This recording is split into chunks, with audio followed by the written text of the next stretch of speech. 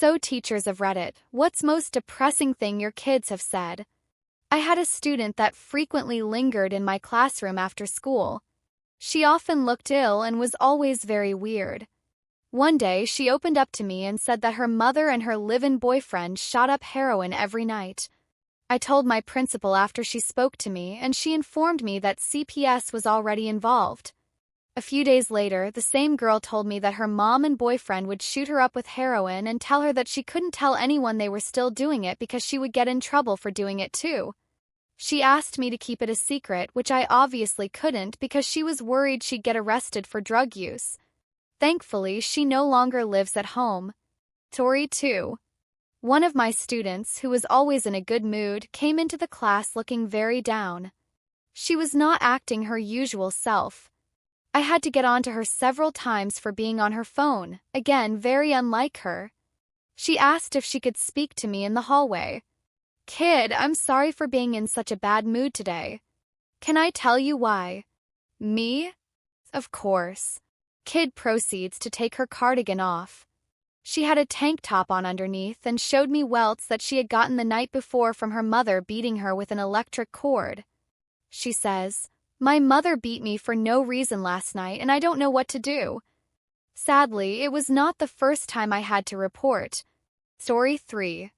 I teach pretty much exclusively college freshmen, and by that point they all have that fatalistic sense of humor anyway. But it gets really sad when they get to the end of their rope. Nothing specific that I can remember, but a lot of, "Why did I think I could make it in college? I'm too stupid for this. I should drop out." And they actually mean it. Tough like that. Monday, however, a student asked to talk to me before class and said, "I know this paper is important and all, and I don't want you to hate me, but I couldn't get my paper done. I'm used to this sort of thing. I mean, it's just natural." But then he takes a deep breath and blurts out, "My dad called me last night and told me he was leaving my mom. And the being away, so he's leaving me too, and I just couldn't deal with it. I'm really sorry if you're mad at me. It just hits me hard when they have to deal with more than they should, and on top of that, they think I've formed a personal opinion of them and that I'm going to think badly of them based on something like this." Story 4. I ran holiday science workshops filled with brainy kids, as you'd expect. There was an 11-year-old girl who was brilliant at everything. The content was clearly beneath her. Very quiet, respectful, well-liked by the other kids. Her parents were moving soon because she received scholarships to a prestigious school. Whenever her dad came to pick her up, he was obviously proud, telling me about all her achievements, how she was in advanced classes, just won all these sports awards, etc. He showed videos and photos of her winning all these soccer games. They enrolled her younger brother in similar sessions. He gave it a go in the first few but really struggled, always the last to finish, and felt his work didn't look as good as the others. He looked embarrassed to ask for help. He screamed at his sister when she tried to fix his circuit. Eventually, he just began acting out, putting off the work, challenging me to get a laugh out of the other kids, messing around. After a disastrous month, he stopped trying altogether. He just came in one afternoon and said, "They're not doing anything." I tried to engage him in the activity and said if he didn't like what the other kids were doing, we could pick anything else he wanted to do. He said something like, "What's the point? My parents will never love me as much as they loved my sister." Story 5. I've had a lot, but one morning, 2 students came in early to my room and asked if they could use my student computer. I said sure and figured that they just needed to finish a project, and knew I always got to school early. Nope.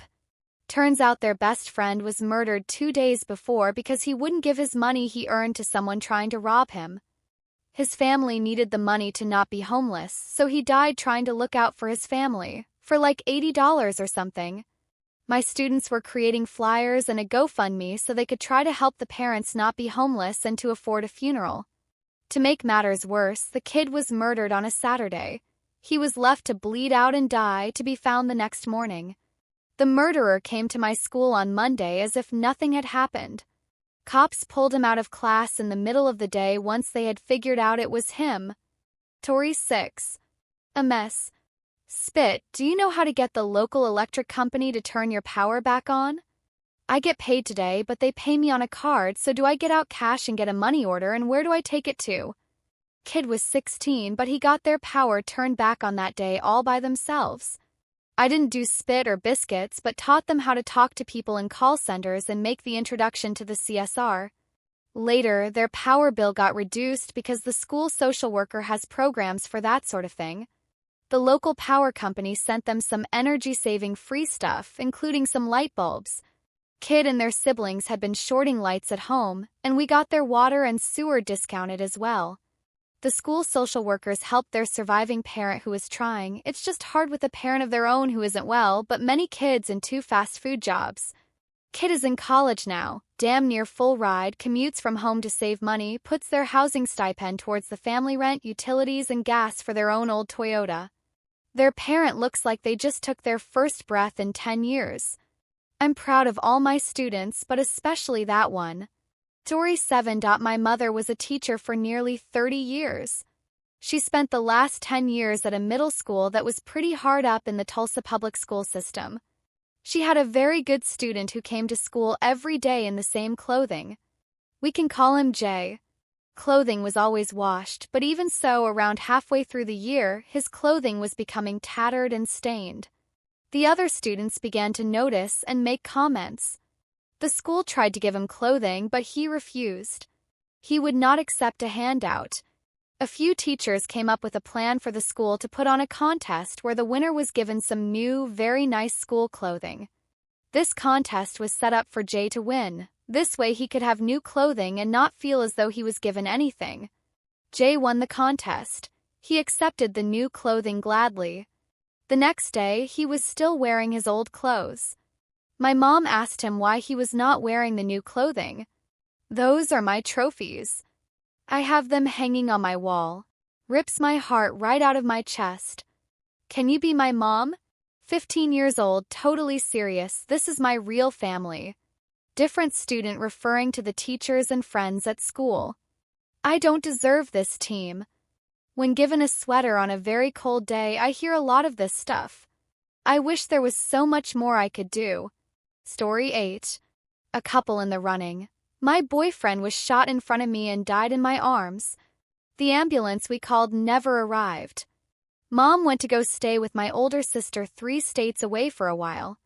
She told me I'm in charge of his twin 15-year-old brother and we need to make sure we stay at a specific shelter. She never came back. Story 9. A visibly sick student in class. Mom said she's working and I tried to call my dad. He hung up on me. He doesn't care about me anyway. On the first day of school and the first day of my career, how was your morning? You took 2 to the chest on his front porch on my way to school. Don't worry though, I didn't see his face. 10. A 6-year-old preschool kid took my hand and wanted to show me something he had drawn. The drawing was in dark colors and sort of angry looking. He explained that he had drawn his heart, which was broken and hurting very bad. He said it wasn't any fun when his heart hurt like that. He was often being excluded from the group by his classmates, sometimes even bullied. He didn't have the social skills to communicate well with his friends, which led to him being very misunderstood, even though he always meant well. Story 10. Kid read a story about a dog being cloned, but she latched onto the part where the dog died and started bawling. I took her out for a walk to calm down and asked her if she had any pets. She used to have a dog, but it chewed a shoe, so her parents gave it away. She used to have a cat, but it scratched Dad, so they gave it away. They had a lizard, but her parents forgot to feed it and it died. On and on and on, this string of horrible pet owner stories. I really regretted opening that can of worms, but it did take her mind off the story and she stopped crying. Story 11. I've only been teaching for around 9 months, but one sticks out.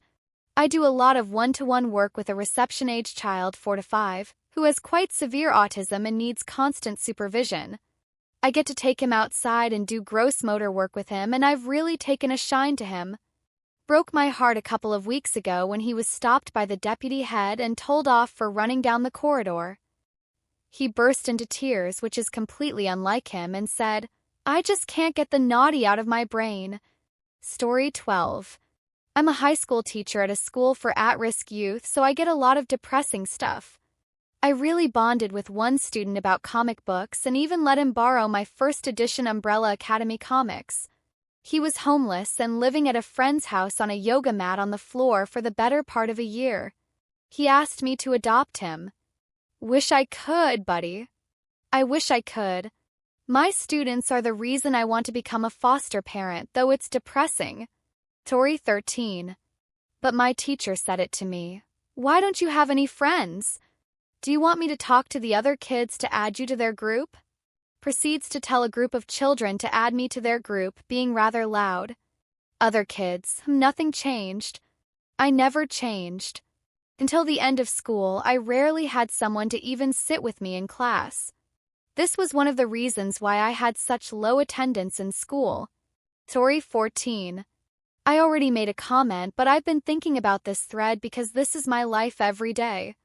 Other moments in my career that have touched me. A student of mine drops out to get a job. Happens quite a bit because of the economy where we live. The student in question is couch hopping and trying to support himself and can no longer afford to not work, so I don't see him for 6 months. On his 19th birthday, he had the day off, and you know what he did? Came to school to visit me because he knew I would be happy to see him and he would get at least one happy birthday from someone who cares about him. Tori 15. Anytime a student says anything like, "You're the only one who cares about me, you're the reason I come to school, you're the reason I graduated, etc., kills me every time. Anyone can graduate high school, but they lack the confidence in themselves to see it. I try so hard every day to let them know they can do it, but they go home and get the opposite from their parents." Tori 16.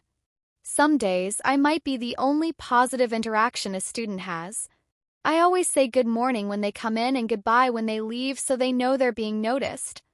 I try to always use their names when greeting them so they know it's specifically for them.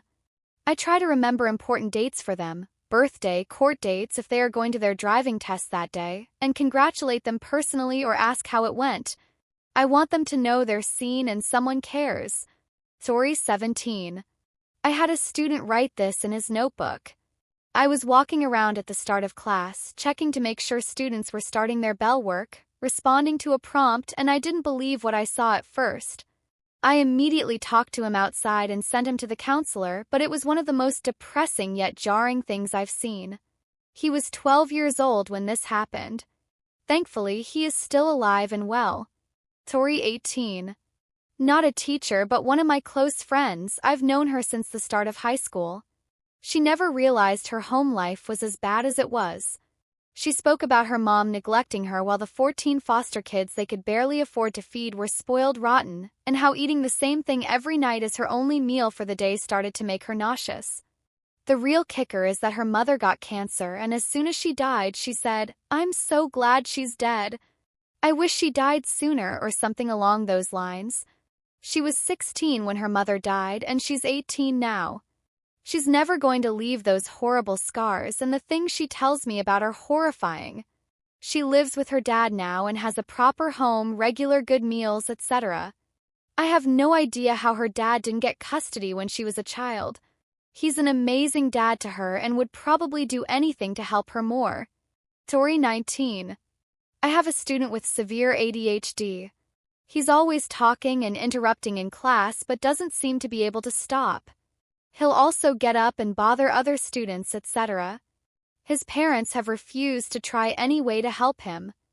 All the other kids hate me, don't they? Breaks my heart that it's true. Tori 20. Oh, this kid is also 8. My student told us that her mom was taken by ambulance to the hospital the night before after she stopped breathing. The other kids pressed her on what happened, and she just shrugged and said her mom would be okay. 2 days later, I got the word that her mom was brain dead. Her daughter had no idea. Tori 21. That Friday afternoon, I let the kids have an extra recess and watched my student play and laugh with all the other kids in the sun, knowing that she might not be happy like that again for a long time. Story 22. Nope to the teachers. When I was about 15 and going through some rough stuff at home, I wrote that I wanted to die in the back of my math book one lesson. I didn't expect anyone to find it, but my teacher, who was brand new to the profession, did. Although I was a moody, angsty teenager, he took the time to schedule a counselor's appointment on my behalf and sent me to the office in the block of my next math class. I was so angry at him for sending me there and assumed it was because he hated me and wanted me out of the class. Looking back, I'm eternally grateful I got the help I needed, got support for my family issues and schooling issues, and came out of high school a happy kid. If you see something, anything at all, please report it. I can't tell you how different things could have been if I'd kept quiet. Story 23. We may be moody, grumpy, and ungrateful teenagers, but deep down we are still just kids who might not want to open up unprompted. Story 24. Not a teacher, but a student. We had a teacher, Mr. B, who had cancer while we were in school. He took a break from teaching, and a few months later, a kid in my class who had a history of just pure violent outbursts said to a math teacher, Mrs. S, that she wished Mrs. S had cancer, not Mr. B. Mrs. S broke down into tears. Obviously, I have to admit I had no idea what to say, and the kid got the royal beat out of him by other students for it. Story 25. I can think of so many. However, the worst was a student who didn't plan to be around for the holidays. He had decided to end his life when school broke up, which at the time was the end of the week. He started making goodbyes type comments, and when I realized what may be happening, I spoke with him. Not a new experience for me. He told me what he had planned and that I didn't need to worry. No one would miss him. I already knew a lot about his life, and this was the point in my life that I knew I was sitting with the loneliest person on the planet. Long story short, he is still well and good to this day and still in contact with me after a number of years.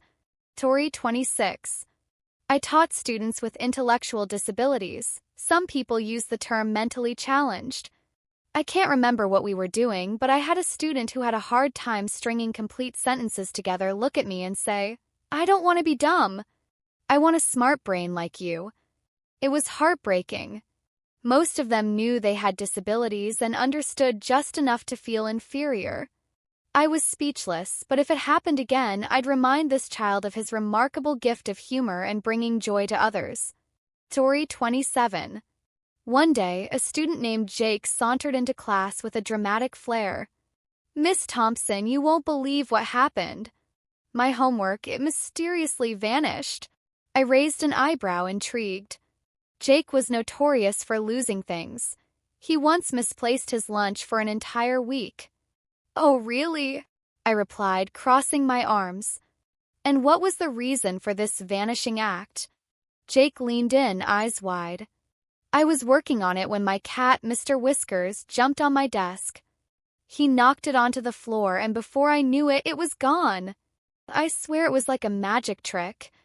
"Magic, huh? Did Mr. Whiskers pull a rabbit out of his hat too?" I teased. No, listen," he insisted, waving his arms. "I searched everywhere. I even checked the fridge. It was like my homework had a mind of its own."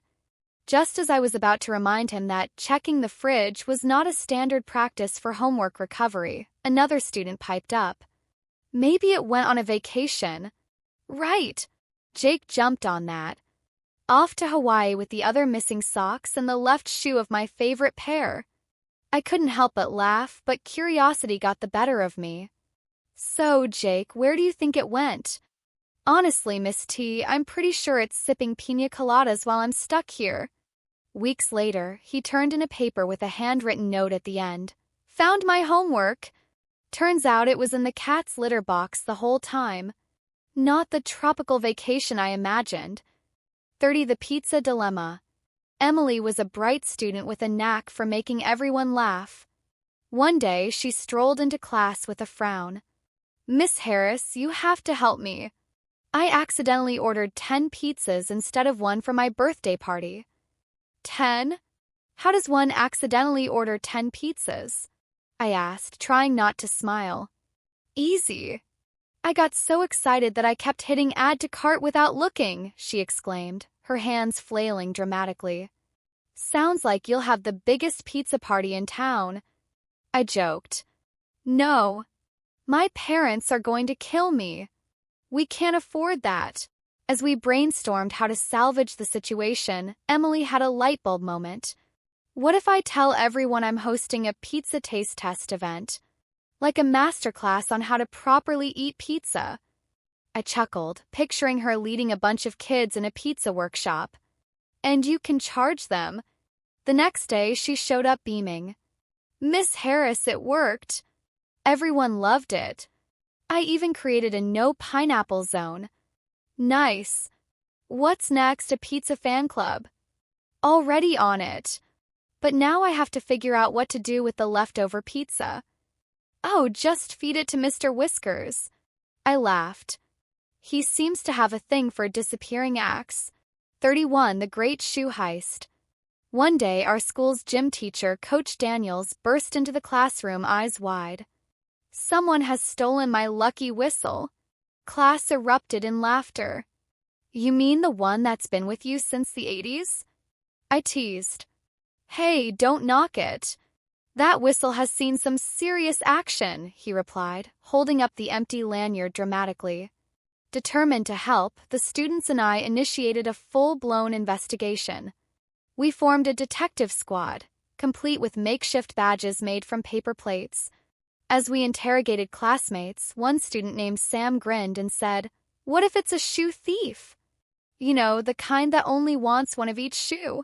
Intrigued, we made a list of suspects, including a girl known for her unusual fashion choices. Finally, we cornered her in the cafeteria, only to find her munching on fries. Okay, I admit it. I've been taking shoes. But only the left ones, she confessed, eyes twinkling with mischief. Why just the left? I asked, bewildered. Because they make a great pair with my collection of mismatched socks. 32. The unfortunate email. One of my students, Benny, was notorious for his tech skills, or lack thereof. One day, he came to me looking frazzled. Miss Rivera, I accidentally sent an email to the entire school. What was in it? I asked, bracing myself. Benny sighed. A love letter to Ms. Johnson, the history teacher. Oh no. What did it say?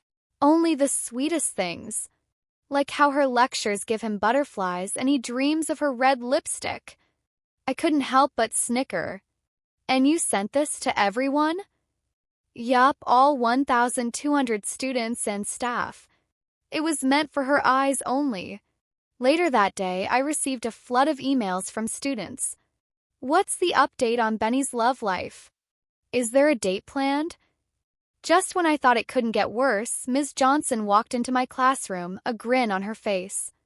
Benny, I appreciate your creativity. Would you like to join me for coffee after school? Benny turned beet red, and I couldn't help but chuckle. Well, it seems you've started an unexpected romance. 33. The Science Project Catastrophe. In our science class, we had a group project where students had to build a model of the solar system. Max, always the joker, decided to take it to the next level. He informed me that they'd be constructing the world's first edible solar system. Edible? I raised an eyebrow. Are you sure that's a good idea? Trust me, Miss L.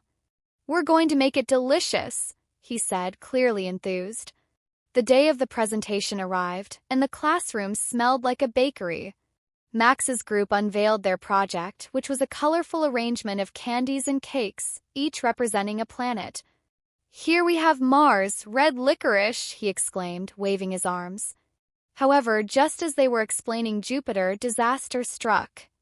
One of their classmates sneezed, launching a cake that perfectly represented Saturn across the room. In the chaos, Max exclaimed, Well, there goes Saturn. Guess it's now an asteroid. We all burst into laughter. But what took the cake was when Max's little brother ran in yelling, I heard there's food. Where's the edible solar system? Sorry, kid. It's now part of a cosmic disaster. Max shot back, grinning. But don't worry, we still have Earth, right here. 34. The Daring Escape. During a particularly dull history lecture, a student named Lucy whispered to me, I have a plan to escape this class. Want to join? Escape? I chuckled. Where to? The land of snacks? Exactly.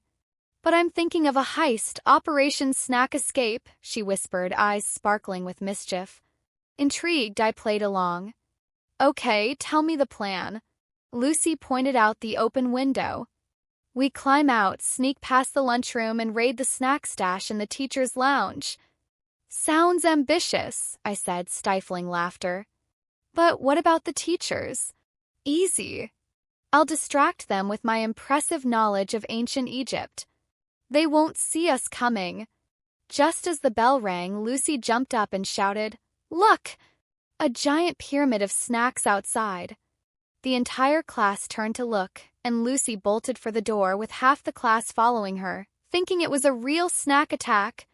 By the time we all realized it was just a ruse, the hall was filled with laughter, and Lucy shouted, "Mission accomplished!" Next stop, dessert. 35, the talent show twist. The school talent show was approaching, and my student Marcus was convinced he would steal the show with his magic act. He promised everyone, "I'll make my teacher disappear. Just make sure it's not during math class." I joked, half excited and half anxious. The day of the show arrived, and Marcus took the stage, adorned in a sparkly cape. "For my next trick, I'll make Ms. Johnson vanish before your eyes." I was skeptical but played along, stepping on stage. "What's the trick, Marcus?" He waved his wand and shouted, "Abracadabra! Now you see her, now you don't." That moment, he pulled a massive curtain over me, and the audience erupted in laughter. When he finally pulled it away, I pretended to be gone, flat on the floor. Suddenly, a loud noise erupted from backstage, and the school principal walked out wearing a clown nose and oversized shoes. Who summoned me? The audience was in stitches. "Sorry, Ms. Johnson." The real trick was getting the principal to take the stage. Marcus exclaimed, grinning. 36, the karaoke incident. During lunch, our school decided to host a karaoke competition. Billy, the quietest kid in class, shocked everyone when he signed up to perform. "I'm going to sing I Will Survive," he announced with a determined look. "Really? You? This I gotta see." I chuckled, skeptical yet curious. When it was his turn, the music started, and to everyone's surprise, Billy belted out the lyrics with more passion than I'd ever seen. He had the whole cafeteria buzzing. But just as he hit the high notes, the mic slipped from his hands and flew into the chocolate fountain on the dessert table. The crowd went silent for a moment, and then erupted into laughter.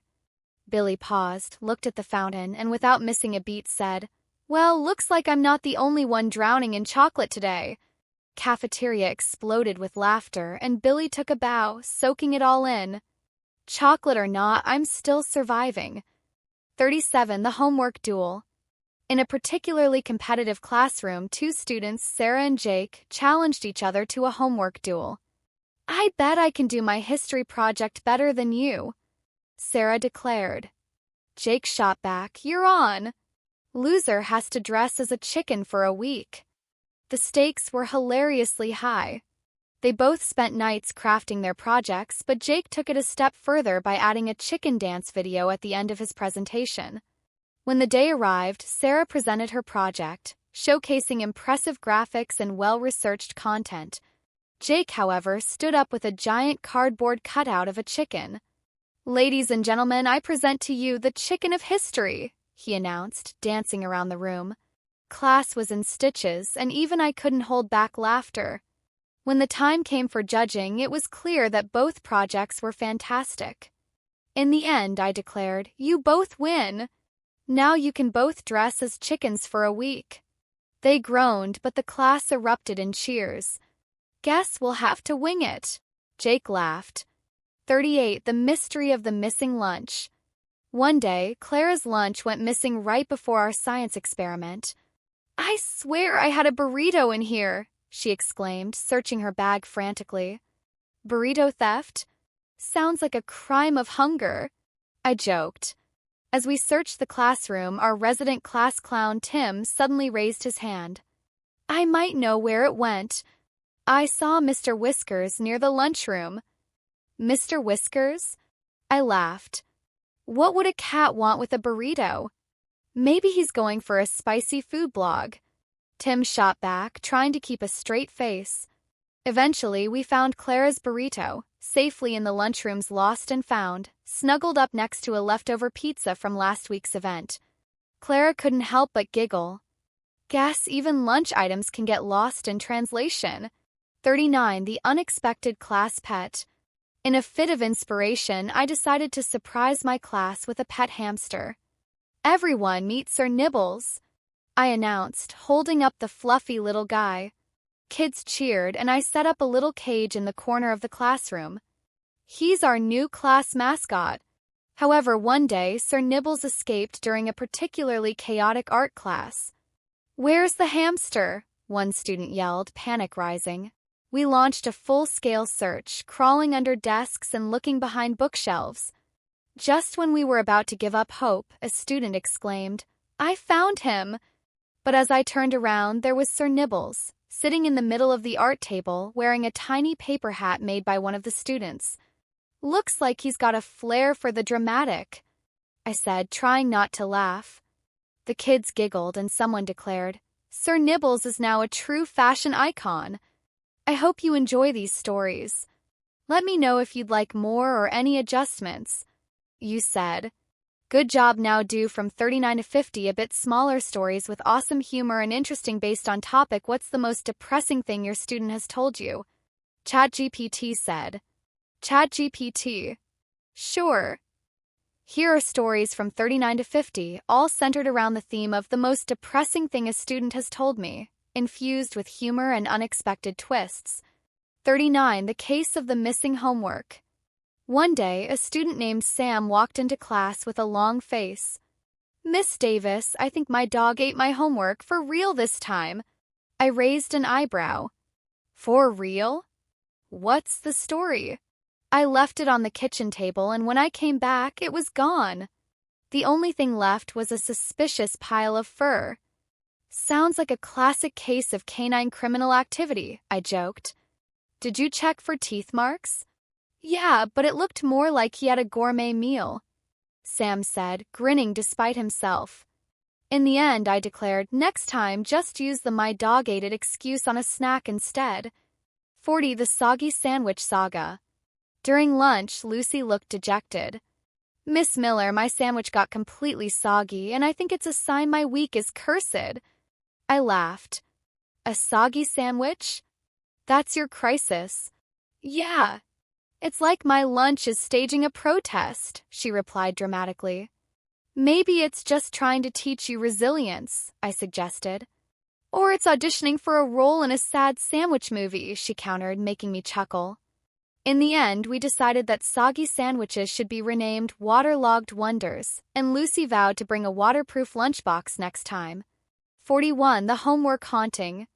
One afternoon, Jake approached me, looking gloomy. "Miss Taylor, I swear my homework is haunted. It keeps disappearing every night." "Haunted? Are you sure it's not just your dog?" I asked, smiling. "No. Last night I left it on my desk, and in the morning it was gone. I even heard strange noises," he insisted. "Maybe it's the ghost of missed assignments past." I joked. "Exactly. I'm starting a ghost-busting homework club," Jake declared, finally laughing. The next day, he showed up with a ghost-busting toolkit, a flashlight, a vacuum, and a giant rubber stamp that said, "No excuses." 42. The breakup blunder. During a quiet moment in class, Sophie sighed deeply. "Miss Green, my boyfriend broke up with me over a text. He said I talked too much." "Oh no. That's rough," I sympathized. "But you know what they say. Some people just can't handle a good conversation." "Right?" she said, a small smile creeping in. "I mean, how else would he know how much I care?" "Exactly. Next time, just send him a text back that says, 'I'll text you when I'm done talking,'" I suggested. By the end of the week, she was back to her bubbly self, proclaiming, "Text messages can't silence my fabulousness." 43. The failing snack. One day, Ben walked in looking defeated. Miss Watson, I failed my math test and it's ruining my snack time. My mom said no cookies until I improve. Ah, the cookie conundrum. The ultimate punishment, I said, trying to keep a straight face. It's terrible. How can I study without my cookies? He lamented. Maybe we can negotiate a cookie break for every problem you solve, I proposed. He perked up. Deal. I'll be the smartest cookie in the jar. By the end of the week, he was acing his tests and treating himself to cookie celebrations. 44. The drama of the lost pencil. During art class, Maria slumped at her desk. Miss Lopez, I lost my favorite pencil and it's just the worst day ever. A lost pencil? Is it really that serious? I asked, amused. It's not just any pencil, it's my creativity stick. Without it, I can't draw, she exclaimed. I couldn't help but chuckle. Maybe it's gone on an adventure. Pencil-sized vacations, you know? Maria brightened. You think it's off finding inspiration? Definitely. It's probably sketching the next big masterpiece while you're here. We both laughed, and she ended up doodling with a different pencil, creating an adventure journal for her lost pencil. 45. The math meltdown. One day, Kevin approached me with a glum expression. Miss Evans, I'm terrible at math. I think it's my destiny to fail. Destiny hoch? I thought you were aiming for a math career. I replied with a grin. Not anymore. It's too hard, he groaned. I leaned in. Let's make a deal. For every math problem you solve, I'll throw in a pun about math. Really? What kind of puns? He asked, intrigued. Like, why was the equal sign so humble? Because it knew it wasn't less than or greater than. By the end of the week, Kevin was laughing his way through problems, proving that even the toughest subjects can have a bright side. 46. The overwhelmed orchestra. In music class, Jessica sighed heavily. Miss Hart, my choir performance is going to be a disaster. I can't hit the high notes. High notes? Or high anxiety? I joked. It's like a symphony of stress, she replied, chuckling despite her worries. How about we turn those notes into a rap? I suggested. A rap, she raised an eyebrow. Sure. We'll call it the High Note Blues. By the time the concert arrived, Jessica not only nailed her high notes but also turned the intro into a mini rap, leaving the audience in stitches. 47. The science of sadness. One day in science class, Leo looked particularly downcast. Miss Rivera, I'm failing chemistry and my dreams of being a scientist are crumbling. Crumbled like a cookie? I teased. Exactly. I can't even figure out the periodic table, he said, shaking his head. Maybe we can create a song to help you remember it. I suggested. A song? About the periodic table? He asked, laughing. Yes. Let's make it a catchy hit, the elemental anthem. With a little creativity and humor, Leo ended up learning the entire table, and his dreams of becoming a scientist were back on track. 48. The unfortunate haircut. During lunch, Chloe shared, Miss Simmons, I got a terrible haircut and I'm convinced it's a sign of bad luck. I smirked. A bad haircut? That's just an opportunity for a stylish hat. But it's so short. I look like a potato, she complained. Potatoes are versatile. Embrace it, I replied. Chloe rolled her eyes but started wearing funky headbands. By the end of the week, she proclaimed, who knew potatoes could rock so many styles? 49. The awkward apology. One day, Max approached me looking sheepish. Miss Kelly, I accidentally sent a text meant from my friend to my crush. It said, I think they have cooties. I burst out laughing. That's a classic blunder. What do I do? He groaned. Own it. Send another text that says you're conducting cootie research. I suggested. He chuckled. You think that'll work? Absolutely. You'll be the cutest scientist out there. By the end of the week, Max was happily chatting with his crush, who thought his research was hilarious. 50. The Great Sleep Debacle. During a particularly quiet day, Emma sighed. Miss Taylor, I haven't slept in days. My bed is just so comfortable. Comfortable beds can be dangerous. I laughed. Are you sure it's not a conspiracy? Definitely. My bed has a stay-awake spell, she said, shaking her head. Let's create a sleepy time chart. For every hour you stay awake in class, you earn nap credits. I proposed. Emma beamed. By the end of the week, she was alert in class and went home, vowing to take a proper nap, not just a couch potato break.